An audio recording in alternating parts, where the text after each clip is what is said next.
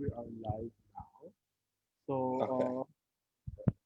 So, hello everyone. Thank you for joining us today. Today we have Jamil Jan Kochai, sorry, with us on the Writer's Block Party. He is the author of 99 Nights in Logar, and this was his first and his debut novel. He has written multiple short stories and essays that have appeared in The New Yorker, The New York Times, and the Los Angeles Times, and he's currently a Stegner Fellow at the Stanford University. So thank you so much for joining us today, Jamil. I'm really glad that you were able to make it. Thank you for having me. It's a pleasure to be here. So I think I'll definitely start with your book and how you started to write it. So could you tell us a little bit about where the inspiration for the story came from? And yeah, let's just start from there and then we can sort of go. Yeah, well, I mean, the sort of the initial kernel of the novel really began autobiographically. It was rooted in my own memories from this trip I took to Logar, Afghanistan in 2005 when I was 12 years old. And so, when I went there when I was 12, we spent the entire summer there, almost 4 months, and on my very first day there, we had I came into contact with this guard, with my mother's family's guard dog, who everyone called Buddha Bosh, and sort of this really vicious, terrifying guard dog that I really wanted to befriend, but which it wouldn't let me get anywhere near him. Well, and then a few weeks go by, and somehow Buddha Bosh slips out of his iron chain and is able to sort of leap over this 10-foot high wall, and he escapes out onto the village. My uncles go out chasing after it. They tell me and my cousins to stay home in case the dog comes back. And so, of course, as soon as they're gone, we also go off after the dog. And so, the entire book is sort of stems from this memory of us going on this sort of little quasi adventure after this dog, and starting off from that memory, I just sort of wanted to see where it could take me if I turned it into fiction, and just sort of let the story go where it wanted to go.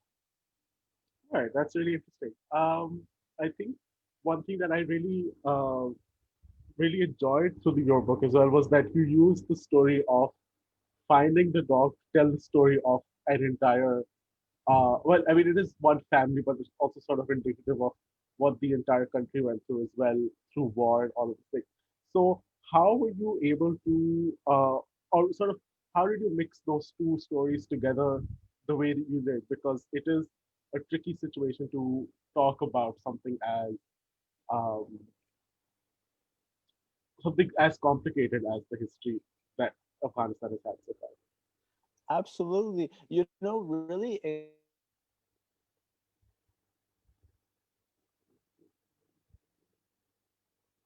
sort of I was in the story. It was very much this strict of an adventure tale. It was one thing happening after another. And at this point, I hadn't actually figured out um, this element of using stories within stories in order to keep propelling the narrative. But I got to this point in the novel where it was just one thing happening after the next. I was watching Maro, little group of cousins, this adventure on the road, and then and eventually he got to a place in the adventure where I couldn't figure out what to do next. They're underneath this tree. The party has split up. They haven't found the dog, and they have no way to get back home.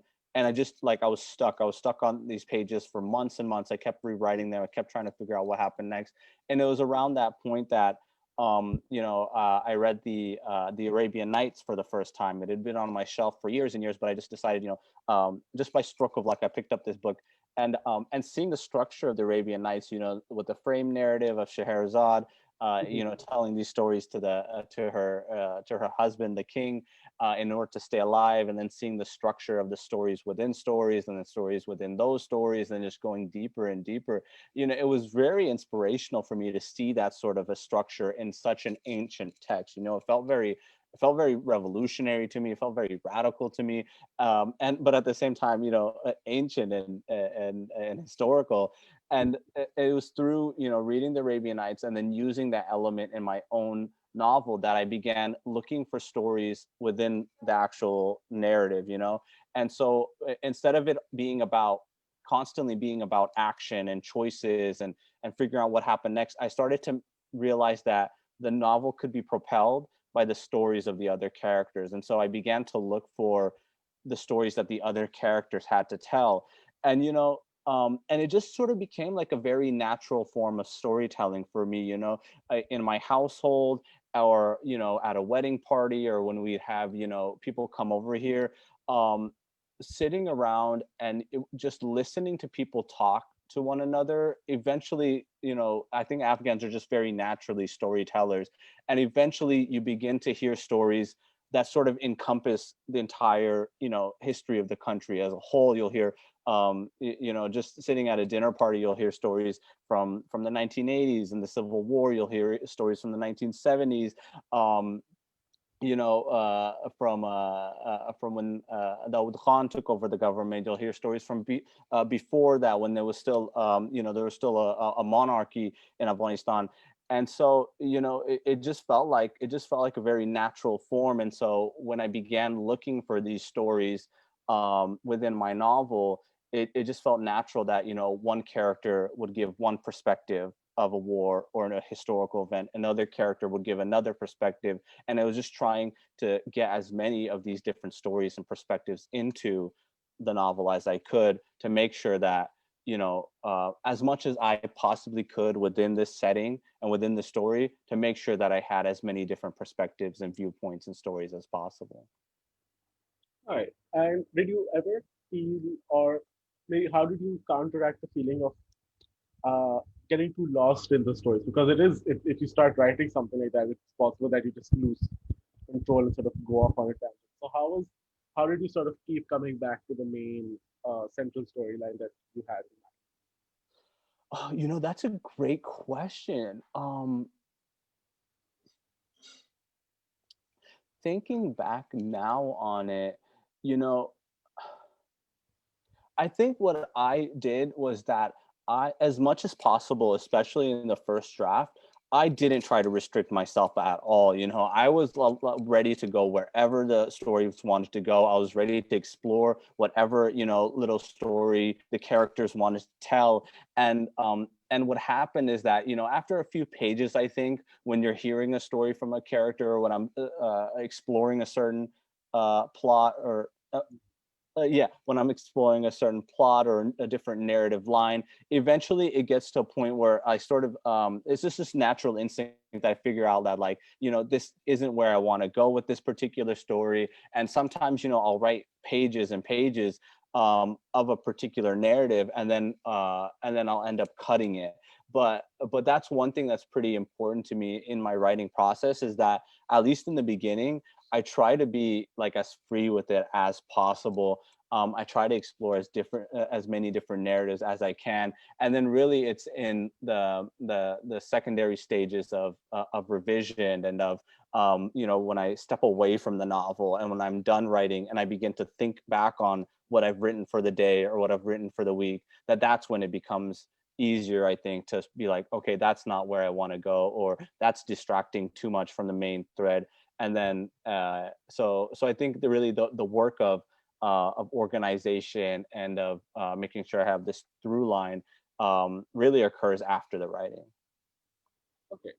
And obviously, you're writing based of events that have actually happened in the world. So, were you ever concerned, or maybe in the editing process, were you ever concerned about representing it the right way, or representing the best way that you could? Or was that something you sort of just No, I mean, that was of the utmost concern to me. I wrote this story and I wrote this novel highly conscious of the fact that, like, although I visited Afghanistan many times, although my parents are from Afghanistan, I was still very highly conscious of the fact that I'm writing from sort of a position of privilege, that I'm writing from not just privilege, but in fact that I'm writing from within the empire, that is actively, occupying um, my home country, my parents' home country. And it was with that sense of, it was with that realization, it was with that sense of consciousness that I went into writing every story, making sure that I did in fact get it right, that I got as many different perspectives as I could. Even if there were perspectives that I didn't necessarily agree with, I made sure, um, uh, in terms of, historical accuracy, that I was getting things right. I wanted to make sure that, in terms of like the makeup of the village itself, or even Kabul, that I was getting these details right. And so, yeah, that was an element of the novel that I probably actually put the most time into making sure that I got these stories right, making sure that I got this land right. Because a lot of the time, I think people just take it, I do think people sometimes take it too easy on themselves, and they go into these stories without, you'll see these novels and these stories where people will write entire books about, countries that they've never visited, and I'm all for imagination. I'm all for, exploring your limits as a fiction writer. But at the same time, I think there's still, uh, there's quite a few obligations that we as writers have in this question of representation, and in this question of, you know mm, accuracy. And would you, what are some things you learned through the process of representing a book better, or representing the country of Afghanistan better? What are some things that you realized maybe about your own biases, or something that, I mean, of course, the process is really difficult to sort of go into the representation, making sure things are right.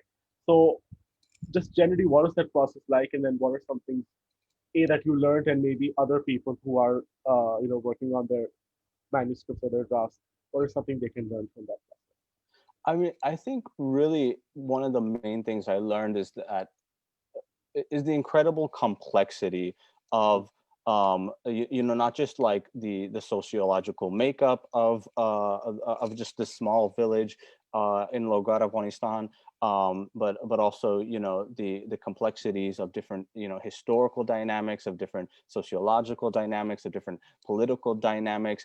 I think my main piece of advice when working on a manuscript, especially when it's a manuscript that's taking on different historical elements or different political elements, is just to be very open to the idea of complexity, to be open to the idea of nuance.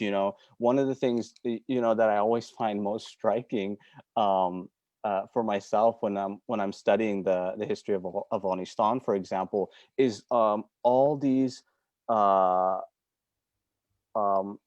different alliances, and like sort of ideological nuances that occurred throughout these wars, right? So you have these wars that took place. It was civil war after civil war. It was revolution after revolution, and all these, I had this for many years. I had this idea that it was like the Mujahideen, were the good guys who rose up against, the communist oppressors, and then but then, actually reading the actual history, you realize that's actually much more complex than that, and that in many ways, different Mujahideen factions had their own particular selfish interests when it came to the country, and that in fact, when the Mujahideen were able to rise up against, the communists, and defeat the communist government, that in fact they ended up turning against their people. And so, it's different. It's looking back through the different genealogies of these different political factions and different political organizations in Afghanistan. You begin to it just surprises you over and over again to see where a certain organization or a certain historical figure, or even an entire government started off, and then seeing where they went, and seeing who they allied with, and seeing what crimes they committed. It was just a lot of seeing that, like, no one was really innocent in any of those wars, and that really oftentimes it was the poorest and the most oppressed people that took on the blunt of the suffering. And that was, it was always eye-opening to see, um, just how complex and just how convoluted a history could be. Yeah. Um, Also, I just want to talk about the editing process as well. I think one thing that people who are writing for the first time or who are working on their manuscripts don't realize is that the editing process is quite a challenge within itself as well. So, what is your process like, and uh, what are something again? If there's anything you can sort of share about that process in general, so that people who can get a better idea of uh, how much effort goes into the secondary process of your novel. Well, editing a novel especially was such a horrifying endeavor for me because it was a completely new thing to me.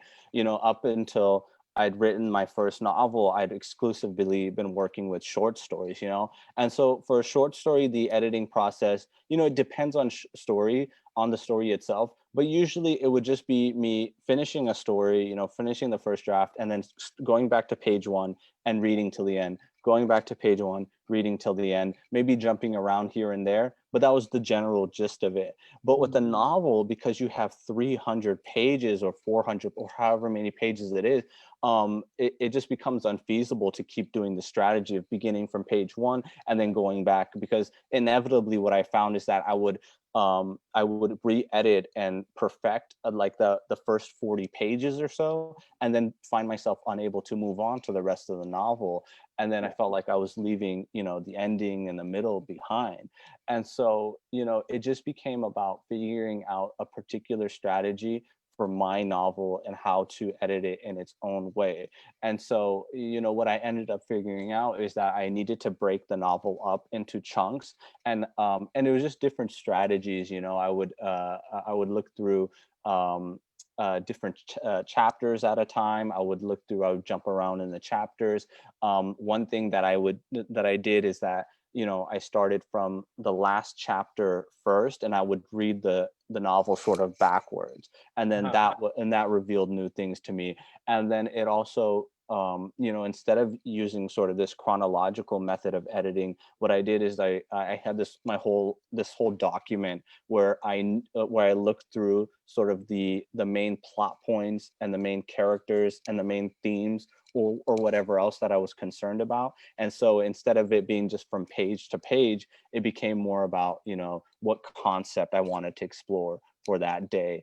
And that really helped me, I think, to reorganize the editing process. Um, One other thing, I would recommend is is is trying to get the novel into the hands of a few readers that you trust. I think the editing process was, as sort of terrifying and hellish as it was made much easier by the presence of, a few trusted readers. I don't think you should, especially in its early stages, I don't think you should give it out to the whole world, or even sometimes like a workshop can be sort of an iffy place to put your novel if you're in a creative writing workshop. But I think if you have a few trusted readers who know your work and who know your intentions and who know your sort of creative drive, I think that can only lead to good things, to make sure that you can get their perspectives on your work as well. Absolutely. Um, Also, just to, I think one concern a lot of people have, uh, as you know, POC writers, or uh, they have a lot of concerns about, oh, will people be interested in our story? And I think your story and 99 Nights in Logar sort of exemplifies how a story that is very purely, Afghani, or it's so set in that setting that it's still not published. So how was the process of approaching, publishing houses or an agent, or that whole world? Was that something that was particularly difficult, or was it surprisingly easy? Where was your experience? What was your experience like, sort of taking the manuscript forward? Well, I had a fairly odd experience. I'd gone through, years and years of writing, and of submitting short stories to magazines, and short stories and poems, and of doing research on where I could submit, and with absolutely zero results. I'd been rejected over and over and over again. I probably had, you know, I don't know. Yeah, I can't even think back to how many rejections I had, and it all led up to this moment where I was at UC Davis and I'd finished the first you know 30 pages of or so of this novel, and I showed it to my thesis advisor at the time, um, Ian Lee. And she was such a brilliant writer and such a brilliant teacher, and she was so generous with my work, that she actually ended up showing the first 30 pages or so to an editor of a magazine, the magazine of Public Space in New York, um, who really loved the first 30 pages, but then actually wanted me to work on turning it into sort of a self-contained short story, instead of this sort of opening to a novel that was just sort of hanging in there, right? And that ended up becoming my first publication ever. It was through Ian Lee that I ended up getting published in this magazine. And so you know and I've seen it done in other ways. I've seen writers get picked up off of like the cold pile. I've seen writers who've been able to get into magazines and start their own careers just by submitting over and over again. But unfortunately, in my instance, I faced a lot of walls and a lot of closed doors and a lot of rejections before I had this established writer, this very well-known writer, sort of willing to stand in my corner and sort of represent my work and just be sort of like open the door for me and just sort of slip my work through. And from that, it just became like it just became sort of one connection after another. My first story got published in a public space, and because it got published in a public space, my agent read it for the first time. When my agent read it for the first time, she liked my work. I sent her some of the other work after she contacted me, and then she ended up offering me representation. Through her representation, she was able to open more of these doors for me, and then she was able to show my work to these big publishing houses. And then through her, of course, I ended up meeting my editor and getting in contact with my editor for the first time. And then that's how I ended up selling the novel. And so it really became about this question of like of who could open these doors for me, and and unfortunately, I think that's how much of the publishing industry is these days. It is a lot of closed doors. Writers are going to face a lot of adversity in trying to get their work out there, especially writers of color, people of color. And so I would say, one of the I went when I went to study with Ian Lee at UC Davis. One of the main reasons was because she's an absolutely brilliant writer. I absolutely loved her work, and I'd heard good things about her teaching. But another thing was that I also knew that Ian Lee was an immigrant. I knew that Ian Lee was grew up speaking Chinese, and that English was her second language.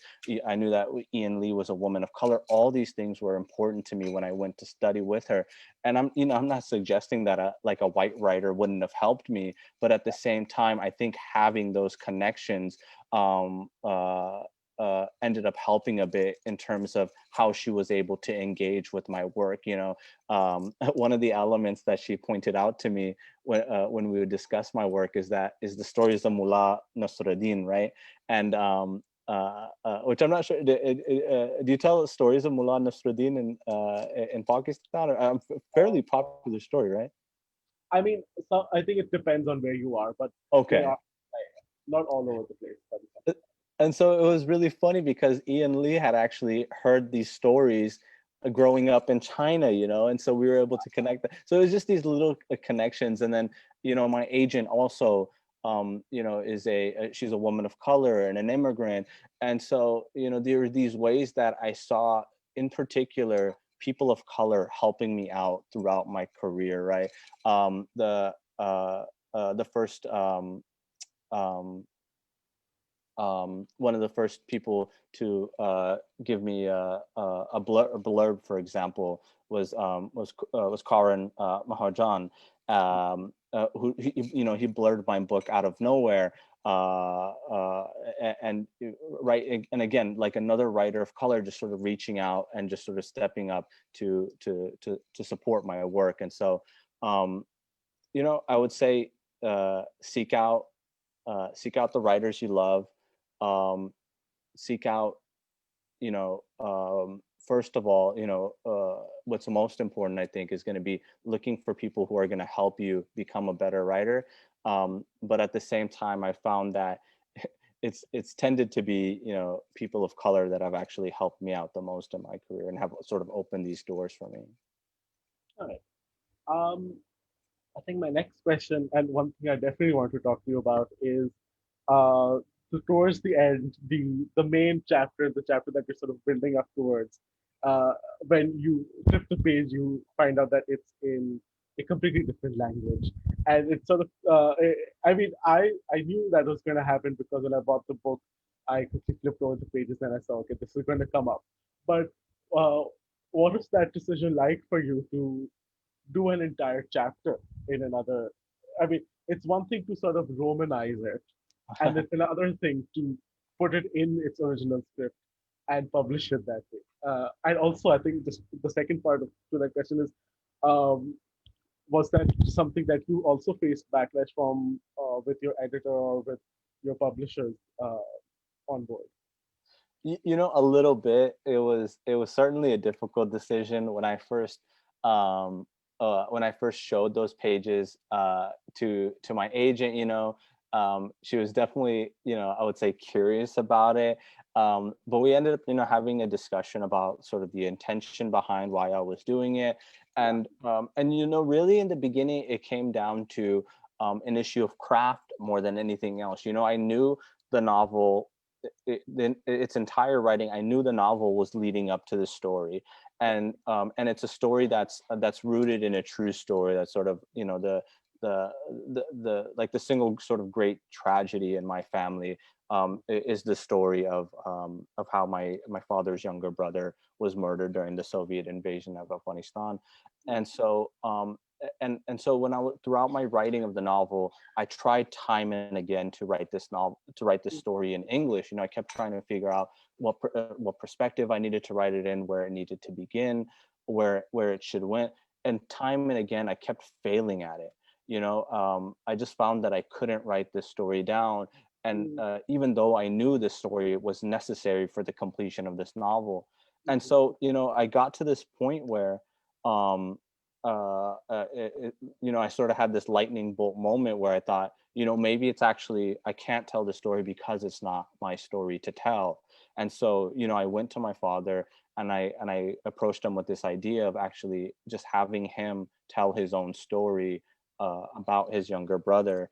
And so, and alhamdulillah, he was open to the idea. He's always been very supportive of my work. And so I just went ahead and I sat down with him, and we ended up recording his story. He just told it from memory. And then we went and then it became a difficult process of finding someone who is sufficient enough to transcribe the story, because my father was very picky about that. And so, luckily enough, we actually ended up going back to Logar in 2017, and there we found a transcriber, a letter writer for the villagers, who ended up transcribing the last, the second to last chapter into Pashto for us. And then we just took that, and then I just sort of smacked it right, right there in my novel. And then I gave it to my agent and then my editor. And after discussing it with them and telling them sort of the intention behind it, and not only in terms of craft, but sort of the I don't know if I would call it like sort of like the political element of it or whatever it is, but there's definitely something there about the fact that, like, um, you know, English is sort of this, it's a dominant language. It's a language that seeps across the earth and sort of infects countries. And it's a language of privilege, and it's the language of power, and it's the language of wealth. And and so it was important for me that in these few pages, that Pashto, right, this language, which in many ways is actually, it's a dying language. It's being spoken less and less. There's less and less literature. I mean, not less and less literature, right, but nonetheless, right, not a whole ton of literature coming out in Pashto, and especially not out of Afghanistan itself. And so it was important for me at the at this critical juncture that Pashto, in this instance, becomes primary, and English takes a secondary role, instead of it always sort of being the other way around. And that ended up becoming, and luckily enough, my editors and my agent, and everyone who's working with me on the book, they were able to sort of see my vision, and they ended up being very supportive. Right. I think you also sort of answered this now with the story, but a lot of people, I mean, I'm speaking from mostly like the Pakistan and Indian experience, but a lot of writers here often worry that, oh, if we write something that's based off of what happened to our family or something that happened to us, then there's a lot of backlash from within the family. Okay, okay, this is something that needs to stay Yeah, within the our house. So was absolutely. that something you experienced? Because again, you said this is something that's semi autobiographical for you as well. So if it was something you experienced, how did you overcome it? And yeah, It was certainly a worry of mine. It was rooted in my memories. Certain characters in the novel are actually based on my actual family members, and so a lot of it was just being sort of careful about depictions. It was important for me, that the writing of the novel, because it was so dependent upon my memories, and because it was so dependent not only upon my memories but the memories of my family members, and on their stories, right. It became important to me that my novel wasn't actually just this solo individual project, that as much as possible I wanted to have my family involved in it. I wanted it to be sort of a collective project. So step by step, I sort of discussed it, the different elements of the novel with my mother and my father, and my brothers and sisters. And um and uh a- and ultimately, I just try to be careful as possible with how I was depicting their memories, or their loved ones, or their hometown. And there are also other strategies I would use, instead of strictly basing one character on one relative one to one. I would actually try to, like, sort of mix relatives together, and then taking elements of different people that I knew, and sort of create like a Frankenstein of a character that no one relative would be able to sort of recognize on the page. And so so there are these strategies that I used. And besides that, I would, as much as possible, I think, um what's the word, I would exaggerate certain qualities in certain right. people, and I would do these little distinct character traits, and try, if I were sort of worried about that a relative might be offended by a certain aspect of the novel, I would just sort of go to the extra pains of, like, making it a little less recognizable, a little more fictitious, to make sure that didn't happen. I'm kind of It's funny, I'm kind of fortunate in the fact that, like, my father doesn't really read English, and not much of my mother's family reads English, and so not a lot of my distant relatives have actually read the book. And so, I'm sure that that's also helped in Yeah. regards to, like, it leading to little drama. But at the same time, I think I was pretty careful about it as well. Um, Now, after your book came out, I mean, definitely seeing literature about Afghanistan is something that's not very mainstream. It's something that we sort of see rarely come up. So, Yeah. what was the reaction you got from the Afghani community within the US? and other parts of the world? Were there some interesting reactions that you got for writing this book? It's funny because it was that was one of the main things that I was actually worried about. Our the Afghani community can be like politically a very contentious community, and that there's a lot of sort of political divides, in our country and in the diasporic community at large. So I was concerned that like there might be certain elements of the plot or of the historical depictions or whatever else that might irk people and that might get them upset at me. But largely I've only received support. I don't think I've gotten a single negative review or negative response to the book yet from another Afghani individual. um uh and so I hate to say that that's surprising, but it was a tiny bit surprising, but surprising in a very very joyous way. And I felt incredibly blessed.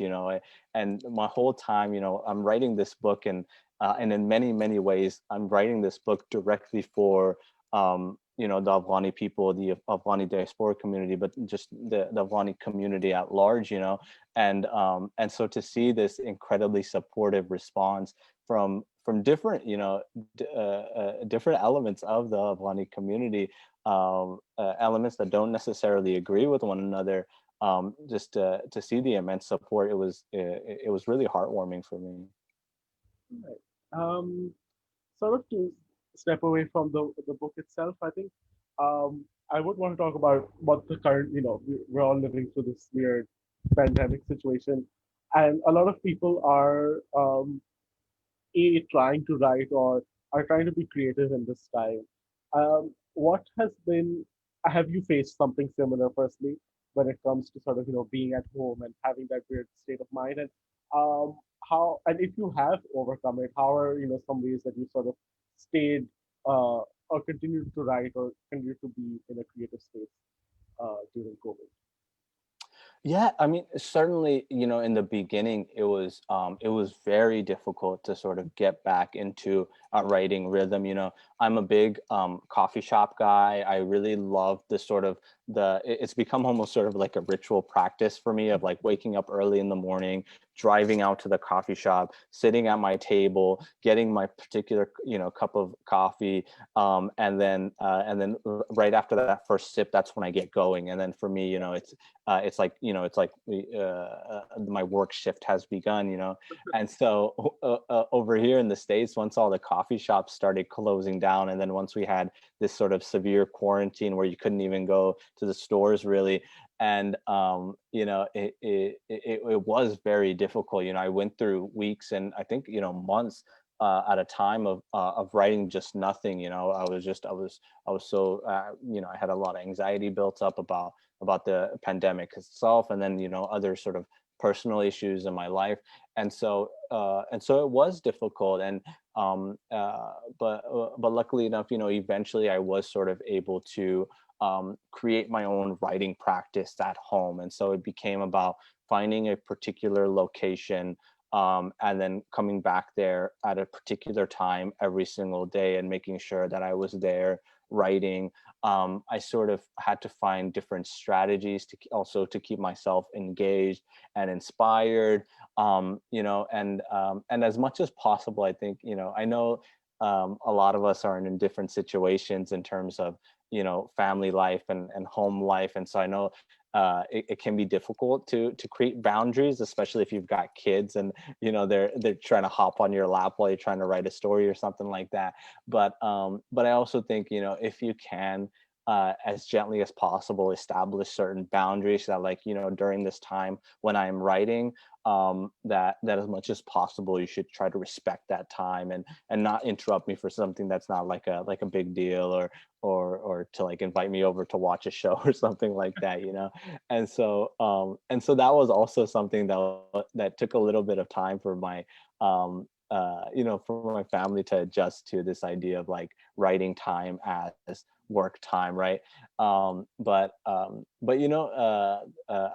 really can't complain at this point. They have, they've been very supportive of my writing endeavors. They've been very supportive of whatever sort of boundaries I try to set up with my writing practice.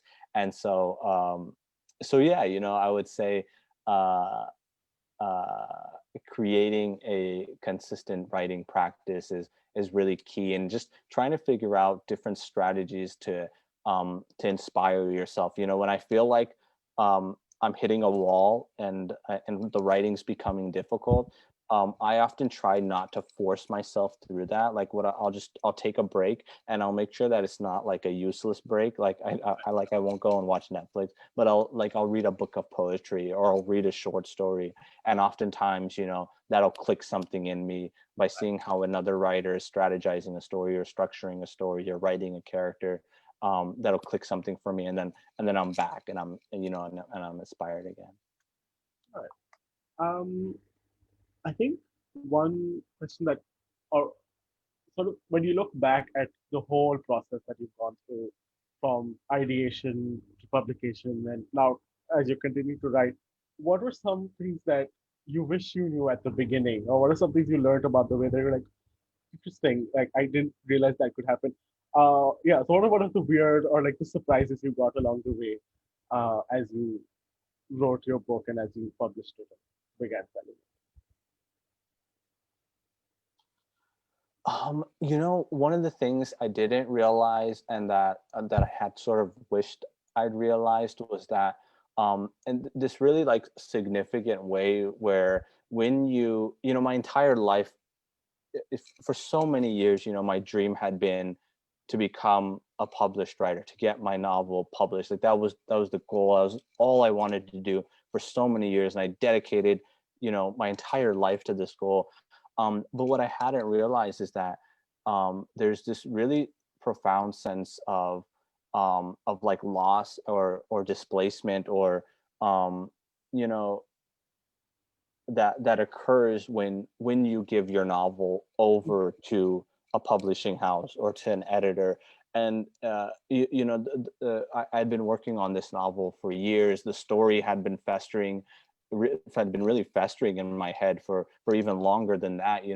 And there were so many of these like very precious memories that I'd sort of also put into this novel. And there's and I'd sacrificed a lot for this project as a whole. And handing it over, it stopped being mine in this really sort of profound way.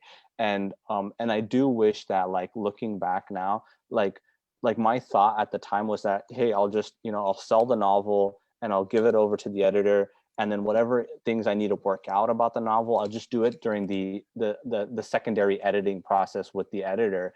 But it doesn't really work that way. Like, I do kind of wish that I'd kept the novel with me for a little bit longer, maybe just a couple more months, to really like sit with these characters and to really sit through these stories again, and to really go inside of these memories a couple more times before giving it off to the editor. Because it does, like, I do think your work stops becoming yours in a very significant way once it sort of enters the marketplace. And there's I don't know, I don't want to become like too idealistic about it, but I think it loses a certain sense of like its purity or its innocence or something like that. I don't think those are the right words, but I did feel that. And it was the oddest thing. My dream had come true, and I'd sold this book to a publisher. But immediately afterward, I felt this really profound sense of sadness and it. loss. And it took me a couple of months to sort of figure out why I was feeling that way. And so I think this time around, as I'm working on my second book, I am I'm more confident really in my ability to keep it with me as long as I need to keep it with me. And then only when I feel like totally prepared, then I'm going to give it away, and no, it's not going to be mine anymore. I can't remember who said this, but there was an author who said that giving your book off for publication is sort of like sending your first child to university. It's a great achievement for you as a parent, but it's also the greatest loss and you have that I sadness. love that. It's sort of like they fall out of the nest, and that's it. You can't do much I after that. love that. Yeah, that's great. Yeah.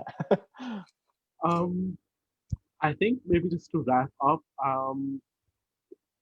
I think it's what would you say to people who want to write a story that is in very deeply rooted in their community or is very sort of like Rosemary in the sense, not I'm not saying particularly Afghani, but just generally so deep rooted in their cultural context and within the context of their community, their history, political history, all of those things. I think a lot of people sort of turn away from them because they're like, oh, who will read this? But Mm. um, if you have any words of encouragement or any uh, tips or recommendations for them, I think that would be a good place to sort of you know end this discussion. And I think this is going to sound like sort of a silly thing to say, but I do think it's at least true for my own writing practice. But I do think, if you don't profoundly love the subject matter of which you are writing, like it's going to come through in your writing. I've uh, there's been different questions about, like, different arguments and questions about the like this issue of like writing outside of your community, or writing outside of your experience. And in general, like, the biggest issue I have sort of with these novels of like these white Americans writing about these different countries, these third world countries or whatever else, is that a lot of the time when I'm reading these books, I can tell that this author doesn't actually love this country, doesn't actually love these people, doesn't actually love these characters. And there's a certain coldness to the way that they describe everything. And I think that really comes through in writing. At least for me, it does. And so what I would say is that, if you love your community, and if you love where you come from, and if these memories are deeply precious to you, I would 100% say go for it, because the love comes through. And I think, it's important to sort of be unapologetic about where you come from, or the voice that you speak in, the particularities of the voice that you speak in, or the voice that your family speaks in. And I think when you're sort of true to that voice, or true to that vision of who you are, or what you've seen in your life, or what your community is, I think it does come through in your book.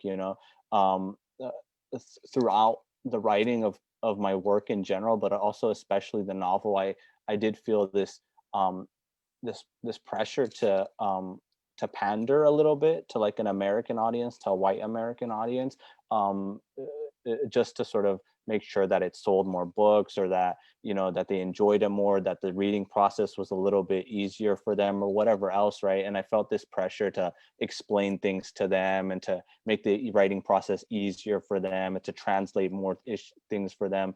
But ultimately, what I found is that, from speaking to readers, and especially from speaking to careful readers, that that more often than not, a reader is actually going to appreciate it more if a character is willing to respect, or if a narrator, or if a book is really willing to respect them enough to sort of bring them into a narrative, and to sort of be like, come along with me, and just run with me, and check, experience the story with me, as opposed to it becoming sort of like a tour guide experience. I've read a lot of novels before that read like tour guides to me, where they're just like, um in a masjid, you pray 5 times a day, and this and this and this, right?